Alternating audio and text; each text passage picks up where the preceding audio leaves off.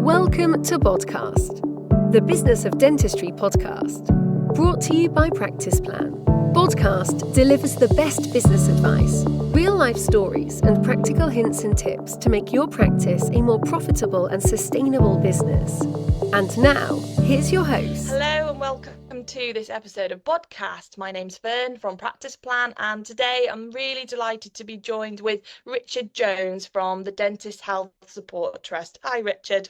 Hi, Fern. How you doing? Very good, thank you. Thanks for joining me at short notice. Would you just like to introduce yourself to the listeners and tell us a bit about what you do? Absolutely. Thanks so much for having us on.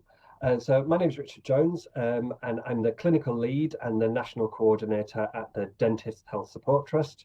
And that's a charitable trust that supports dentists with mental health and addiction problems. And I'm also the clinical director at an NHS service called Practitioner Health, which is an NHS service specifically designed around the needs of healthcare professionals. And I started my career as a mental health nurse, and then latterly trained as a cognitive behaviour therapist, and then as an independent prescriber. And I've worked exclusively with doctors and dentists with mental health problems for at least the last 15 years. Brilliant. So you're very varied and experienced in lots of different things. So if you just tell us a little bit more about the support trust then, how did it sort of start and what's its main, purpose? Yeah, so the Dentist Health Support Trust was set up in the late 1980s, although it wasn't actually called the Dentist Health Support Trust then. It was called the Sick Dentist Scheme. And it was essentially set up by a guy called Joe Mee and Tony Shivers, who at the time was, I think he was the head of the Ben Fund. And essentially it was set up because at that time the profession, but more importantly the General Dental Council, generally saw people that had presented with issues around drug or alcohol use as almost akin to criminals, really, and saw it as a real misdemeanor. And Joe, who was in recovery from alcohol addiction himself, really wanted to change this dynamic and see people with mental health or drug problems as having an illness rather than having kind of committed some crime or some misdemeanor. So that's how it was originally set up. And then in 91, it was renamed and became the Dentist Health Support Trust. Essentially, it's a charity specifically set up for dentists, and that's the majority of the people that we see. Although if other dental health professionals come in and they want kind of specific advice or guidance around sort of mental health or addiction, then we will be able to help those as well. But it's essentially a service that can support people that are having any kind of adversity in their lives. Back when it first set up, it was the sort of the typical person that would come to the charity would be an older male dentist that was struggling with alcohol problems. But over the last kind of 5 years, we've seen a real switch that now about 70% of the people that come through to us are coming to us with kind of primary mental health difficulties, and only about 30% of the people that come to see us are struggling with addictions. And the majority of people that come to see us are kind of younger female dentists now that are struggling with anxiety, rather than how it was back in the beginning, where it was predominantly addiction based. But people don't have to have a mental health problem to come and see us. They might suspect that they have a mental health problem. They might just be really stressed, or they might just want to speak to somebody about something that they don't really feel they can speak to anybody else confidentially about, really. So I'd encourage anyone that's listening that if they have any concerns, they want a bit of extra support, just to get in touch. Brilliant. And so it's been set up for a while. And so has there always been, do you think, like a mental health crisis in dentistry, or has it got worse? So I would say it's got worse, but I suppose I'm coming from my answers to that question specifically are coming from a perspective of quite a self-selecting group. So, people that have decided to access help. So it may not be representative, but I've seen a real switch over the last few years. I really have. That, mental health and addiction problems affect everybody in every profession and in every kind of walk of life. But I think there's been such a huge increase, particularly since the pandemic, actually. And I think it's great that more and more people are talking about addiction and mental ill health. But I think the sort of the arena or the context in which dentists practice has changed really quite considerably over the last few years. I think. Do you want me to go on and sort of think about what the causes of that might be? Would that be helpful? Yeah, I just wondered, are there any sort of particular reasons you hear that are causing stress for dentists? Yeah. So if I was to try and sum everything up in one word, it would be complaints. It really would. Yeah. And I think just the way dentistry is set up, I think that the fact that most dentists are self-employed, I think probably has its advantages, but I actually think it leads to people feeling quite insecure.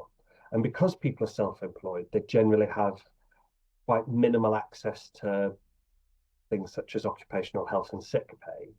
And that often leads to presenteeism where people kind of stay at work longer than they should before kind of taking time off. And if we think about it, if we think about complaints, now, if someone's self-employed and as a result of having a complaint, they're investigated or maybe they're not able to work, that's a huge issue for people. Whereas, versus someone that was employed, they would potentially be able to get sick pay or suspension pay or whatever. But I think that dentists that are self-employed don't have that option. I also think that there's an issue with the regulator as well. And I think the GDC has a lot to learn from the GMC. And the GMC aren't perfect, but they really have changed over the last few years to be much more compassionate in their approach. And I think there's a sort of tide where the General Medical Council will accept complaints from the general public, where local management hasn't been tried first. And I would really encourage the regulator to sort of deflect a lot of these things that come to them, rather than sort of jumping the gun and investigating them, suggesting to the complainant that actually they need to try and resolve this locally.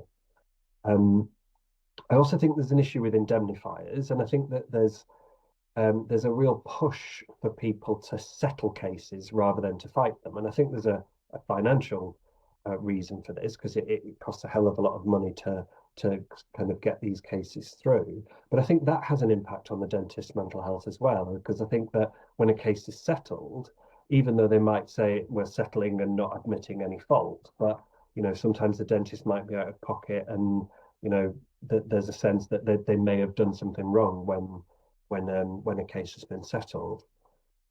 I also think that the UDA system is a bit nuts, really, and I don't think it's kept up with the changes in dentistry, and I think that with the sort of the financial system behind the UDA system, I think there's a little bit too much of a focus on the kind of finance of things in dentistry rather than patient care, which I think should always be a priority. Yeah, there's so many issues and sort of triggers, isn't there, for these stressful things that dentists and the teams have to go through. Absolutely. And I think, if I could wave a magic wand in dentistry, it might surprise people about what I'm about to say, but I would really invest in very good local practice management. Because I think in the cases that where we can see that there's a really good practice manager in place, I think that solves so many problems. It really does. And I think having a pathway for practice managers where they can be properly remunerated for what they do, properly trained with accountability and career progression. Because what we often see where there's a lack of good quality local leadership, that the different professional groups within dentistry tend to kind of close ranks and start mobbing against each other. So, the principals don't get on with the associates, and the associates don't get on with the nurses, and the nurses don't get on with the hygienists or the receptionists, and all of these professional groups sort of just really close ranks and start kind of moaning and complaining about each other. where actually where there's a really good practice manager in place, they can deal with those issues before they become kind of malignant, and they can also deal with, where a patient isn't particularly happy, that can be resolved at a very early stage before it needs to get to any kind of formal complaint. So that would be what I would do if I had my magic wand. I'd really invest in practice managers. Yeah, it's a good starting point, isn't it, to have sort of the right team around you and feel supported, I guess, though. Yeah, Absolutely. Yeah. definitely. I'm just wondering, how many, calls on average do you take a month, or is there peak times? I don't know. Yeah, it really varies. So sometimes it can be, we just have one query a week, and sometimes it can be several a day. Um, there doesn't appear to be any particular pattern, um, but often people will be recommended to get in touch with us, maybe by their indemnifier or by their union, or sometimes by their practice or a colleague that's been in touch with us before. So I wish it was easier to predict, but unfortunately it isn't. Yeah, no, that's understandable. And what happens then when someone calls in? What sort of advice can you provide, or what happens after they call? Yeah, so people can call or they can email, and we'll do our best to pick up if people do call, rather than people needing to leave an answer, sorry, a voicemail. But if they do, we'll always aim to get back to them as quickly as possible. If people are concerned about confidentiality, they don't need to give their real name. And our sort of ethos as a service is we're not there to kind of get people in trouble, to grass them up, to stop people from working. We're essentially just there to give people the support that they need, really. And that support can be around a number of issues. It can be, like I said, about complaints, regulation, practice issues, or things outside of dentistry, or issues with drug or alcohol. And essentially, it will be me or my colleague Jenny that people would speak to initially, and we just take a history, hear about what's going on for you, and then if you require formal treatment for that mental health problem, so say for instance a formal therapy or some medication, then we might refer you to the NHS Practitioner Health Programme if you live in England or Scotland, but if you're not eligible for that, we would make local recommendations, suggest that you went to your GP. We might write to your GP if need be, or suggest a number of different private providers where you could access that. But the vast majority of people that come to us don't really need formal mental health treatment. They just need someone to listen to the adversity that they're going through, to offer them some support, and just give them guidance of how they can get through things, really. Yeah, brilliant. And so many, resources and things you can help and advise on. So yeah, absolutely brill. I'm just wondering, obviously you mentioned about, the importance of having good leadership and the right team around you and stuff. Is there any other advice you could share, just sort of simple things that could maybe help with the well-being in general, Yeah, before it gets really bad, I suppose? absolutely. Really good question. Now, it might sound a bit like a cliche answer, but I think one of the keys is to have a life outside of dentistry. Um, and getting a hobby. It's so interesting that when I speak to people, say, "What's your hobby? What do you do outside of dentistry?" And other than kind of watching Netflix and having a glass of wine, people sort of struggle to kind of list anything really. So I think it's really important. It might seem minor, but it really isn't. I also think physical fitness is paramount for mental health as well. Now, obviously, people might have conditions or disabilities, so that would need to be within the sort of parameters of that. But actually, making time in your schedule, even if it's a very busy schedule, to get that heart rate up, to kind of get outside, to get in fresh air, get in nature if that's kind of nearby. So there's some sort of relatively simple things, but also sort of being the change that you want to see in your life, really. If you're working in a very negative environment, maybe where people are quite bitchy or catty, that just don't get involved in that, really, because that will bring you down as well. And if you are thinking something's going on here. I'm feeling quite different to how I normally feel. Maybe I'm not sleeping, maybe I'm not eating so much, I'm feeling very low or very tearful.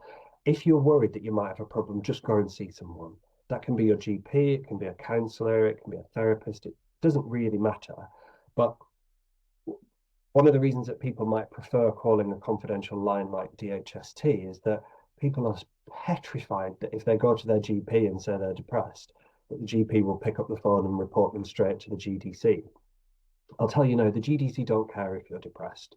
They would rather that you were getting help for a condition rather than ignoring it or getting worse. Or people might be ashamed to sort of think, oh, what will my GP think of me if I've got a mental health problem? Well, I've looked after GPs for 15 years. They're probably depressed as well, and they're just going to do what they can to help. They're not going to be sort of spreading the word. You're entitled to confidential care, whatever your professional background is as well. And the final thing I would say about that is if you've got a problem in your life, there are very few problems that get better by being ignored.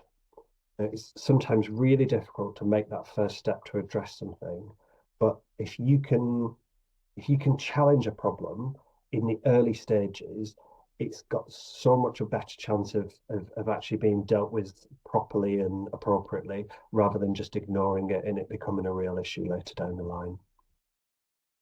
Yeah, definitely. A problem shared is a problem halved. And I think just taking that first step, isn't it? Just to actually just talk to someone is actually the hardest thing. Definitely. No, that's brilliant. And so just to finish then, if anyone listening is, apprehensive about maybe calling in or emailing, what advice could you say about that? Okay. Firstly, I'd say I completely understand that apprehension. But what I would say is just test us out. Just give us a call and see. You can call from a withheld number. You don't have to give your real name, and just say what the problem is. If you're worried, just share the problem, see what our advice is, and just give us a go, really. Brilliant. And I love the fact that you can just be anonymous, so Absolutely, it doesn't feel we're not in the business of sort of being a sort of being a proxy for the regulator or for your employer or for NHS England or whoever. What we're interested in is helping you get over whatever it is that you're struggling with, really. Fantastic. Well, thank you so much for taking the time to chat with us today. And I'll pop the details, in the copy below, and if anybody wants to get in touch with your trust. But yeah, brilliant. Thank you so much, Richard. Cheers, Ben.